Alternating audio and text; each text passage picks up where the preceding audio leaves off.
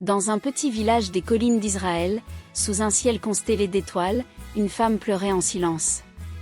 Anne, l'épouse d'Elkana, portait un fardeau que seul son cœur pouvait comprendre. Bien qu'aimée par son mari, elle vivait dans l'ombre de son désespoir, elle n'avait pas d'enfant. Dans une société où la maternité était considérée comme une bénédiction divine, Anne se sentait abandonnée, incomprise, et parfois même ridiculisée. Penina, la seconde épouse d'Elkana, avait des enfants et ne cessait de rappeler à Anne son incapacité. Chaque mot acerbe était une flèche qui transperçait son âme. Pourtant, au milieu de sa douleur, Anne avait une arme secrète, sa foi. Un jour, alors qu'elle se trouvait au sanctuaire de Silo avec sa famille, Anne s'échappa des regards et s'agenouilla dans le temple. Là, elle laissa ses larmes couler librement. Elle pria, mais ce n'était pas une prière ordinaire. C'était un cri du cœur, une supplique désespérée. Elle murmura. « Seigneur des armées célestes, si tu regardes l'affliction de ta servante et te souviens de moi, si tu me donnes un fils, alors je le consacrerai à toi pour tous les jours de sa vie. » Élie, le prêtre du sanctuaire, l'observa de loin. Ses lèvres bougeaient, mais aucun son ne sortait. Pensant qu'elle était ivre, il la réprimanda. Mais Anne, avec douceur et sincérité, répondit. « Non, mon Seigneur. Je ne suis pas ivre. Je suis une femme qui souffre profondément, et je déverse mon âme devant le Seigneur. » Ému par ces paroles, Élie la bénit. « Va en paix, et que le Dieu d'Israël exauce la demande que tu lui as faite. » Cette prière changea tout. Anne retourna chez elle avec une foi renouvelée, et quelques mois plus tard, son ventre arrondi annonça la réalisation d'une promesse. Elle donna naissance à un fils et le nomma Samuel, qui signifie « Dieu a entendu ». Anne ne perdit jamais de vue sa promesse à Dieu. Lorsque Samuel fut assez grand, elle le ramena à Silo. C'était un moment déchirant, confier son fils unique, celui qu'elle avait tant désiré, au service du Seigneur. Pourtant, elle était remplie de gratitude et déclara.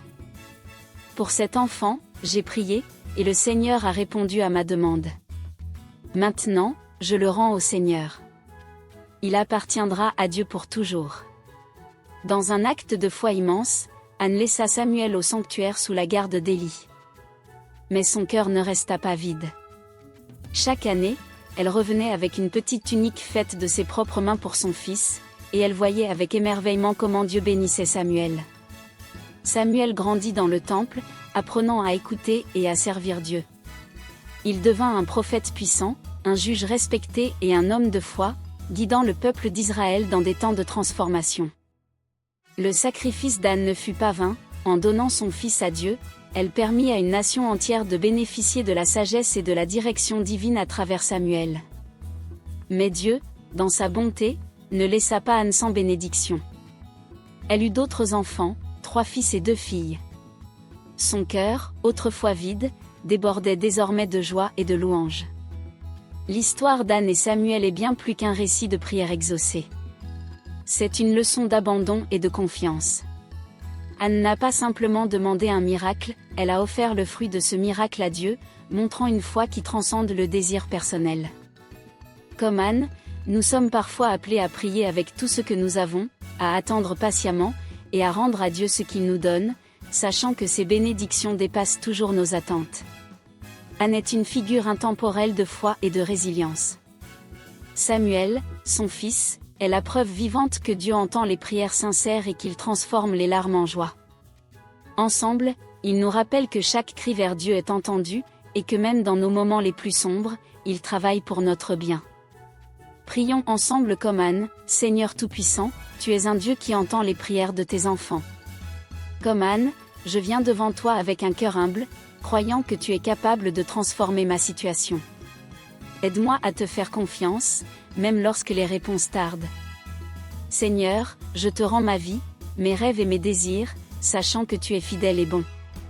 Que ta volonté soit faite, et que ma vie soit un témoignage de ta puissance et de ton amour.